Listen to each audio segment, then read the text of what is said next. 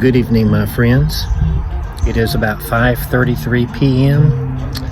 on Wednesday, January 7th of 2026. And this is the first fire of the new year.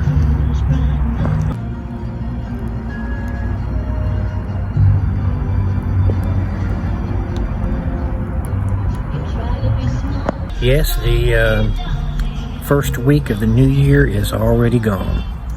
First week of January. Somehow I feel like it's going to be a fast year. Bring along an American Express card to open the door to rewards wherever you We've go. had unseasonably mild weather for the last 2 days for January. And I thought I would take advantage and have a little fire here because I think it's supposed to get cold again the next 2 or 3 days. I'm not sure, but anyway, the new year has begun, and we'll see where it goes.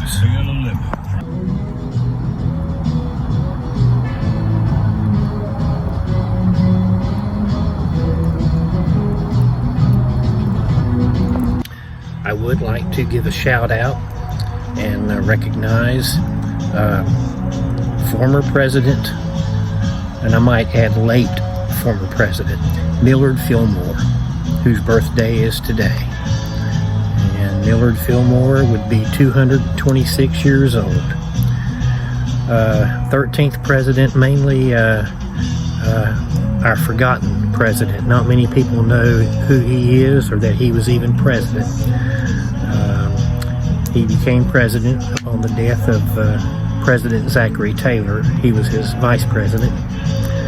And I guess Fillmore's one main accomplishment was signing the Compromise of 1850, which virtually, or for the most part, delayed the start of the Civil War by 10 years.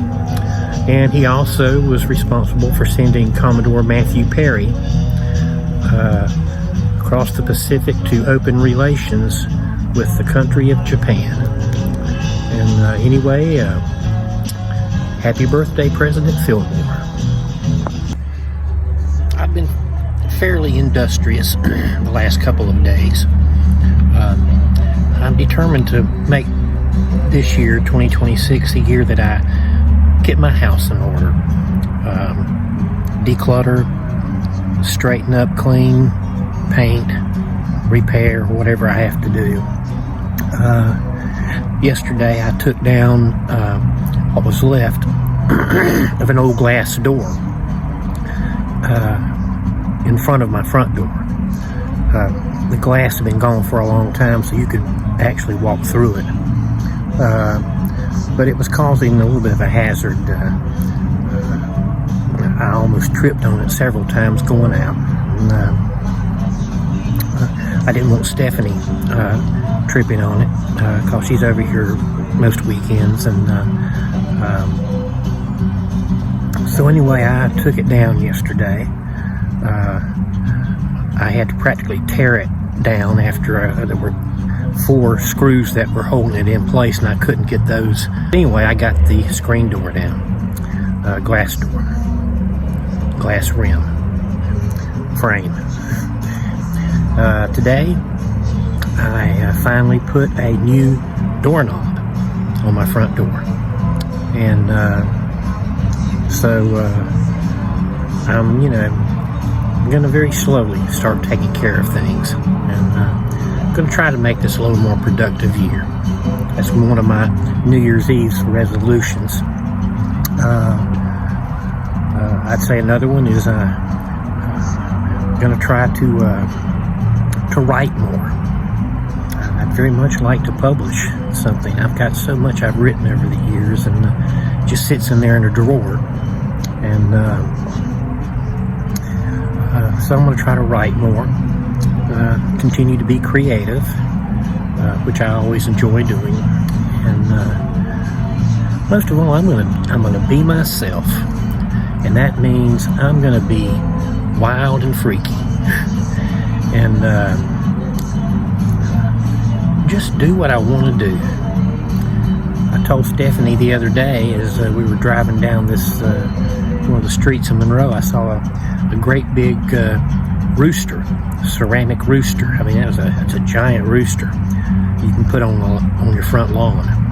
I saw it for sale at this little shop, and I told her I'd like to have that rooster and put that out in my front yard. I can't do it right away. I've got to take care of some other things first, but I'm just going to be me, and to hell with what anybody else thinks. So there.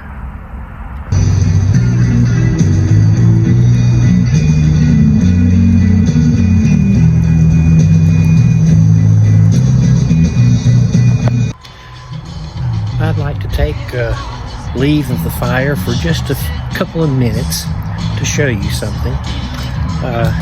Something that just kind of grabbed my attention. Walking around the side of the house here. I just want to show you this is my view now at night from my front yard.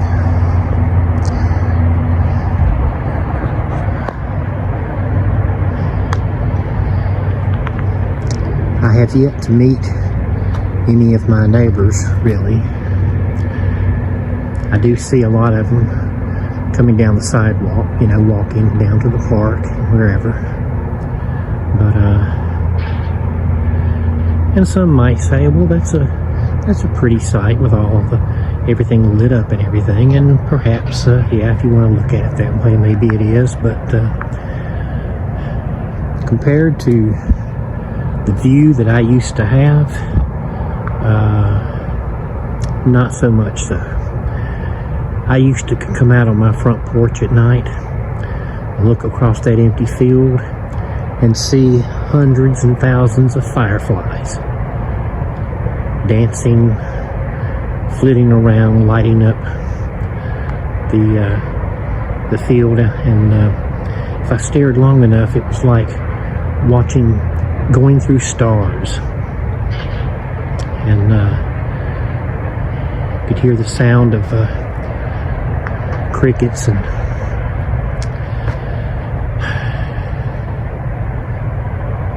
oh well, I guess time moves on, doesn't it?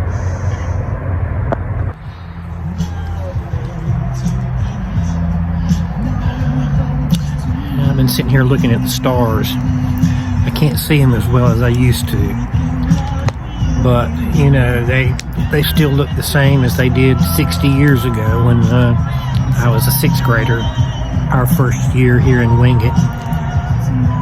I could see them a lot better then, but I don't know, I just got to thinking, let me get over here so you can see me better. I think I've addressed this before. I like to sit out here and listen to music with my Alexa, and I listen to a variety of music.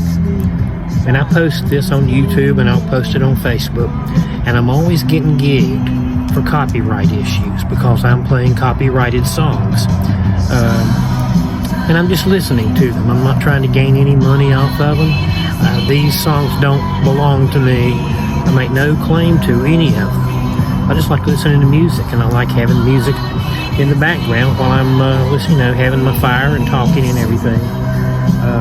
But I always get gigged. I always, you know, get a little notation that, you know, my video is going to be muted in certain territories and countries. I'm like, well, so what? I don't care. I mean, you know, I don't know. I mean, I've never understood the copyright laws and why you can't just play it in the background. I mean, I love music, and but I'm not a musician. I'm not a, you know, I've written some songs, but I've never had any of them copyrighted or anything. But I don't know. I just don't understand that. I mean, I can understand you want to protect, you know, your work. You don't want somebody stealing it or anything, because there's assholes out there who will try to steal your music and everything else you've got. And And for that, I mean, I understand. But I don't know. I've just always had a very simplistic view of the world, I guess. But I'm thinking and I'm not talking about copyright now, but I'm talking about, it seems like there's always money in everything. There's always money issues. And people trying to make a buck here, a buck there off of things. And I'm sitting here looking at the stars. I'm like, I wouldn't be surprised if someone tried to grab a hold of one of the stars and say, oh, that's mine. I'm going to copyright that star right there. See that star? See that star? Okay, that's going to be my star. And if you want to take a picture of it, you better pay me X amount of dollars because that's my star. Yeah, I'd like you to go up there to that star, which is, probably billions of light years away or however many. Tell that star, hey, you're mine. You're mine. I own you. I own you.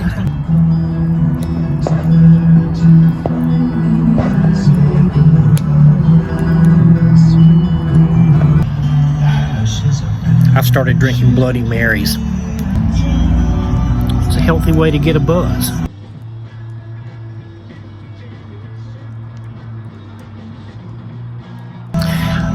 I was just thinking about the simplicity of life. Most of you that know me know I don't have much, and I don't want much. Not saying that there's some places I'd like to go visit, and I hope to. If I ever get into if I ever get a book published, or if I ever get win the lottery or whatever, one of the first places I'm going to go is take Stephanie to Mykonos. She's always wanted to go there, and I hope to be able to take her there someday. But right now, that aside, I have a very simple life, and I love sitting out here by a fire at night, and it makes me think about my great Uncle Ab, Albert Ward. I think it was my grandmother Michael's youngest brother. Take an Amex card with you and have your run and earn cash back. Uncle Ab was he was a true Renaissance man. Uncle Ab lived about as simple a life as a person can live, as far as what his wants and needs were. He was a colorful character. He was a motorcycle rider. My dad has told me that Uncle Ab would sometimes take off on a motorcycle, ride on one wheel, just flip it up in the air and just ride on one wheel, on that back wheel. And said another time he came to visit and said he had all this gauze and all this wrapping around him. Looked kind of like the mummy all wrapped up, and they wanted to know what happened. And he said, well, he had to put that on there to protect his skin. He had burned himself. He caught himself on fire when he was in a motorcycle race, and I'm not sure what happened, but the motorcycle caught fire just as he was approaching the finish line, and he was determined he was going to win that race. And my dad said he could see Uncle Ab coming across that finish line in a ball of fire. And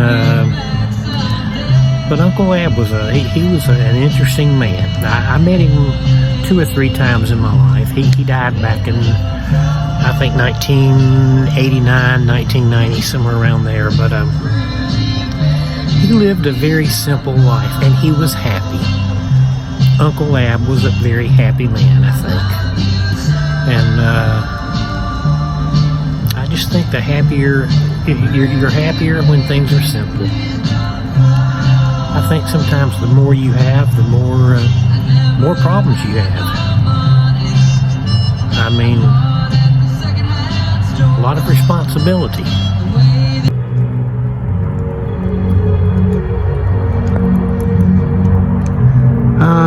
Sometimes I like to think That's a UFO, some visitor from another planet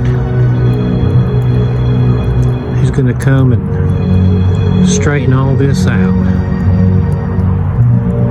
or at least beam me up. But it's just probably an airplane.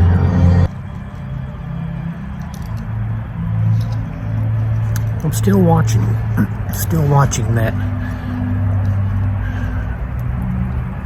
whatever it is up there. I thought it was either a plane or, I mean, the lights keep changing.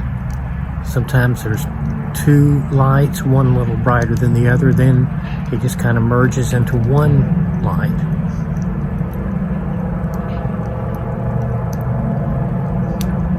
But it really hasn't moved much above the treetops there. And I'm watching, you know, but I don't know. And then I thought I heard rotary blades. I thought, well, maybe it's a helicopter, but it's still just sitting there. Could be just a star. It could be just a star. My eyesight's not any good anymore, but that's just what I can see. I still don't know what it is, but I'm sitting here watching.